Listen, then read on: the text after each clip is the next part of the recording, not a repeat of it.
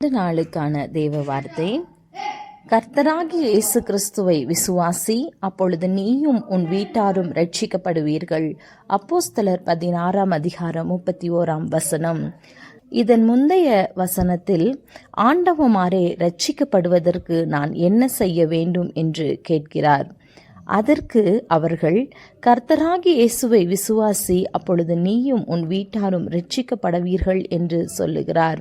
ஆம், கர்த்தராகிய இயேசு கிறிஸ்து ஒருவரே இந்த உலகத்தில் வந்து பரிசுத்த ஜீவிதம் ஜீவித்து நமக்காக தன்னுடைய ஜீவனை கல்வாரி சிலுவையிலே அவர் பலியாக ஒப்பு கொடுத்து நமக்காக அவர் மரித்து மீண்டும் உயிர்த்தெழுந்து இன்றைக்கும் பரலோகத்தின் பிதாவினுடைய வலது பாரிசத்தில் நமக்காக அவர் பரிந்து பேசி கொண்டிருக்கிறார் என்ற விசுவாசம் நமக்கு இருக்குமே ஆனால் நாமும் ரட்சிக்கப்படுவோம்.